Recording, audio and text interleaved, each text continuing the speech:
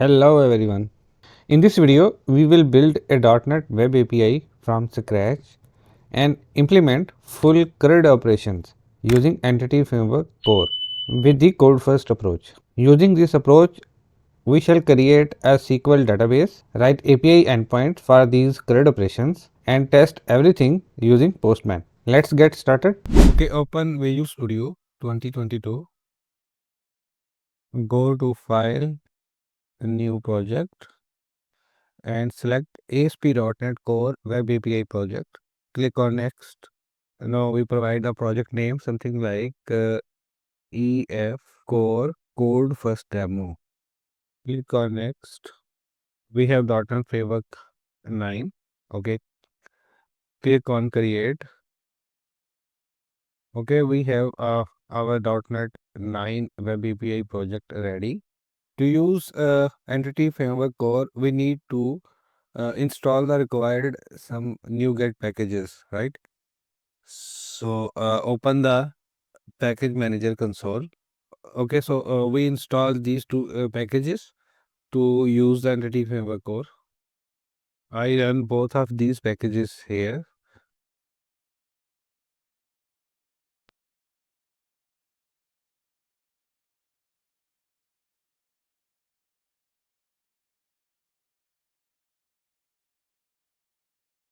Okay, it has run Entity Framework Core SQL Server.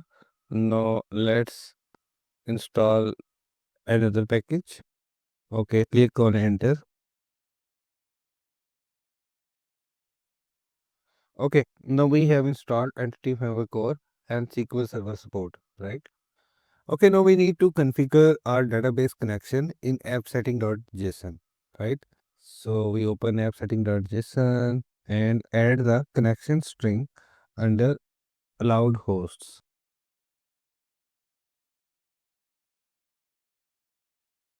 Okay, we have added connection string. You need to replace server with your actual SQL Server instance, and we keep the database name like EF Core DemoDB. Okay, now let's create our model class that represents the database table. Right click on the project, add folder, give the folder name as models. Inside model, create a C# class named product. We define our model like public and ID. It should be the primary key. So we provide a key attribute. We define other properties like name and price as well. This product class represents our database table, right? Okay, now we need to create our DbContext class. Our DbContext class, which will be abstraction or our database. I create a new folder called data. Inside data, create a new class, ApplicationDbContext.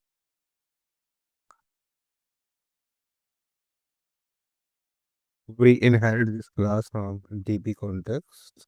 In Entity Framework Core, DbContext is the bridge between your C# application and the database. When we define a custom DbContext class, we typically pass configuration option through constructor like this.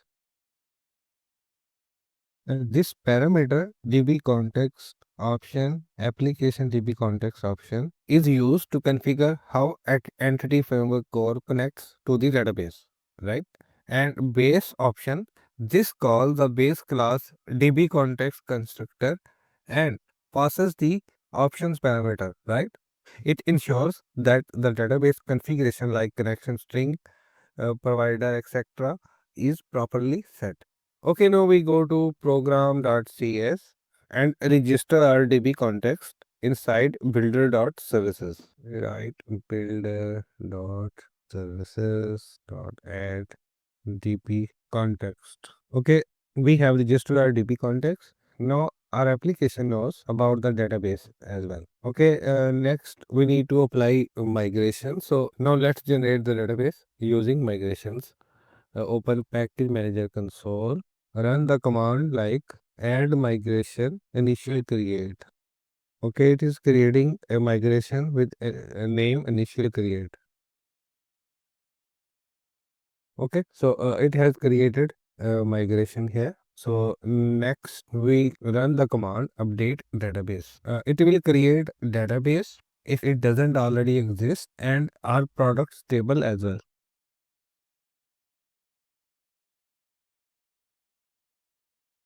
Okay, so let's verify if the database is created. I refresh databases and see we have EF core DemoDB and see if we have table as well. Okay, our products table is not created. There is some issue. We go back to our project. Okay, we have not created DB set property here of type product. So it has not created corresponding table because this application DB context manage your database connection and products table. So we create DB set property of type products. So we have created this property. Let's create another migration now. I call it initial create to. Okay, this time it has created migration with proper products table and its properties. So now let's call update database command. Okay, let's get back to SQL Server and see if this table is created. So we refresh, go to table. Okay, products table is created. Okay, we put some sample data inside this products table. We have this sample command to put sample data inside this products table. So let's select the EF code DB and run this command. Okay, so we have put some sample data inside this table. So far our migration is working fine. Now we will create a new API controller to handle CRUD operations for the products table.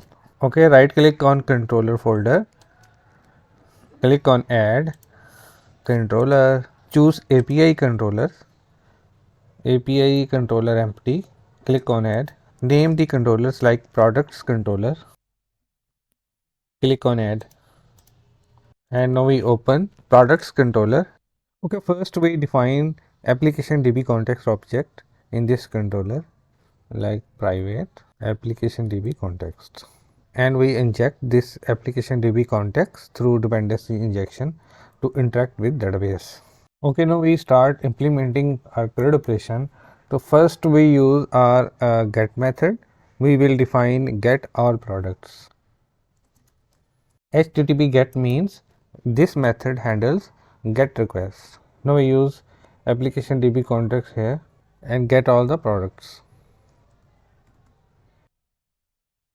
and return all these products. Right? Okay, to test this method, let's execute the project. Our endpoint will be something like API slash products controller.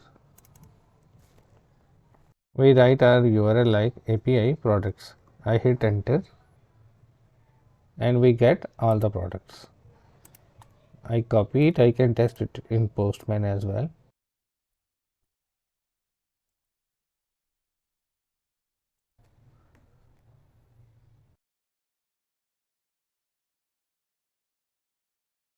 Get all products. Okay, enter the endpoint and click on send. Okay, we got the response. Okay, this action method returns all the products. Now we need to get a specific product by ID, like get product by ID. Here we are using context products dot find method. It find product by given ID. And if no product is returned, it will return 404 not found error. Okay, let's test it in Postman. This time our endpoint will be like API products slash ID, right? So we have different products. Let's pick one. Let's get this product of ID 2. So I change my endpoint like products. I give here 2. Rerun it. Now test this get by product ID. Click on send. Okay, we get the specific product. Okay, now we define action method create new product. It will add new product using product object. It will be a post request, so we will use HTTP post product object. In the create new product action method, we used from body to bind the request body, which is JSON data, to the product object. I mean, from body tells ASP.NET Core we will be passing product object as JSON in the request. From body will read that JSON from the request and convert it into a C# object, which is product, right? Therefore, the request must have JSON body with properties matching to the product model. It is useful for post and put requests, right? Where we send data from the client. Here we check if product is null, it returns 400 bad request. Now we are using context.product.add and context.savechanges. It inserts the product into the database. Created action returns 201 created status and provides a link to the new created product. Let's put a breakpoint and rerun the project and pass a JSON from the client. We copy this JSON and go to and select the post method. Go to body, go to raw, and here we put our JSON. I remove the ID property because ID is auto generated. I change it something like a smartwatch and its price is 900. Okay, let's run it.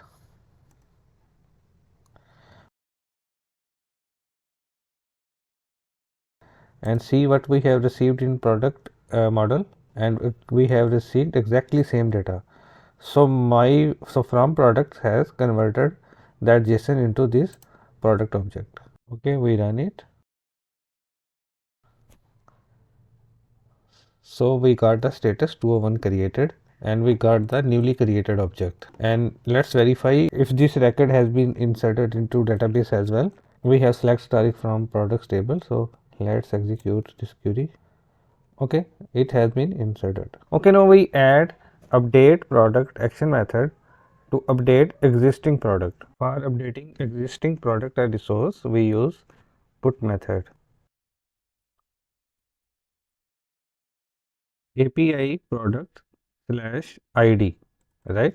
It first searches for the product by ID. If the product doesn't exist, it returns 404 not found. If the product is found, it updates name and price with the new values and call context.savechanges. Here we are receiving the product object and the ID parameter. It will be part of the URL like API slash product slash ID something like 4, 5, 6. Okay, let's test it in Postman.